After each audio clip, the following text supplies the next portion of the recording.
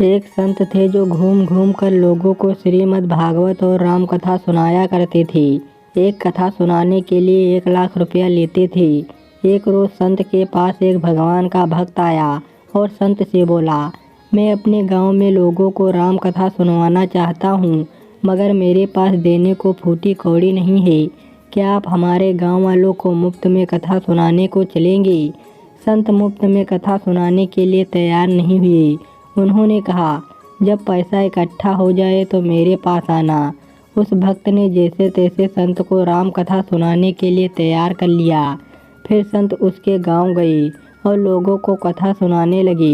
कथा में भगवान के नाम पर जो भी चढ़ावा मिलता, भक्त उसे इकट्ठा करता जाता।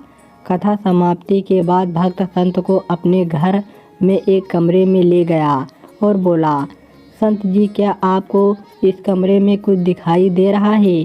संत बोले, मुझे तो इस खाली कमरे में कुछ भी नहीं दिखाई दे रहा है। भक्त बोला, आप कुछ देर के लिए अपनी आंखें बंद कर लीजिए, जब मैं कहूँ तभी खोलिएगा।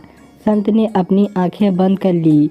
कुछ देर के बाद भक्त बोला, संत जी, अब आप अपनी आंखें खोलिए। संत ने जैसे ही आंखें खोली तो देखा कमरे में एक लाइन में सोने की अशर्फियों का ढेर लगा है। कमरे में इतनी सारी दौलत देखकर संत का सिर चकराने लगा। तभी भक्त बोला, आप जितना चाहे सोने चांदी हीरे जवाहरात ले सकते हैं।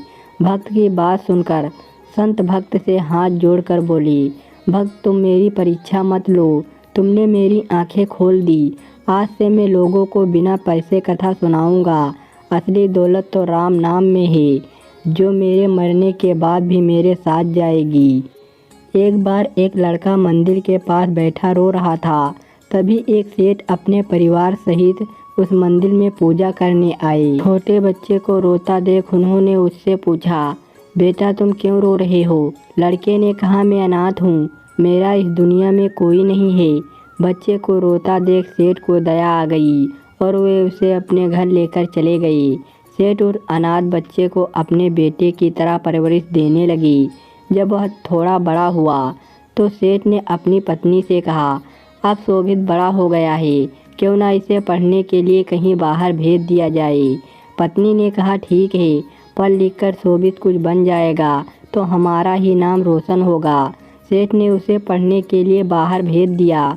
ऊंची शिक्षा पाकर शोभित अफसर बन गया। एक दिन सेठ ने सोचा, क्यों ना अपनी बेटी की शादी शोभित के साथ कर दें, जिससे बेटी अपने घर में ही रह जाएगी और खुश भी रहेगी। सेठ ने शोभित से पूछा, क्या तुम रंजना से शादी करोगे? वह तुरंत तैयार हो गया। शादी की तैयारियां होने लगी। शोभित के मन में अचानक लालच आया और वह सोचने लगा कि अब तो मैं बड़ा अफसर बन गया हूँ, सेठ जी मुझे दहेज में कुछ भी नहीं दे रहे हैं। यह सोचकर वह शादी के मंडप से उठ गया और सेठ जी से बोला, बाबूजी, मैं यह शादी नहीं कर सकता। सेठ जी ने पूछा, क्यों बेटा? शोभित बोला, बाबूजी, आप अपनी लड़की की सिवाय मुझे क्या दे रहे हैं? आपको सोचना चाहिए कि अब मैं बहुत बड़ा अफसर बन गया हूँ। सेठ जी बोले, बेटा, मेरी एक ही लड़की है, जो कुछ मेरा है तुम्हारा ही तो है। सेठ की बात सुनकर शोभित शादी के लिए राजी हो गया और मंडप की ओर चला, लेकिन सेठ की लड़की ने शादी करने से मना कर दिया। सेठ ने कहा, बेटी, तुम शादी क्यों नहीं करना चाहती हो? लड़की ने कहा, पापा, आज यह जो भी है आपकी वजह से है, इसके पास कमी ही क्या है? फिर भी यह दहेज मांग रहा है।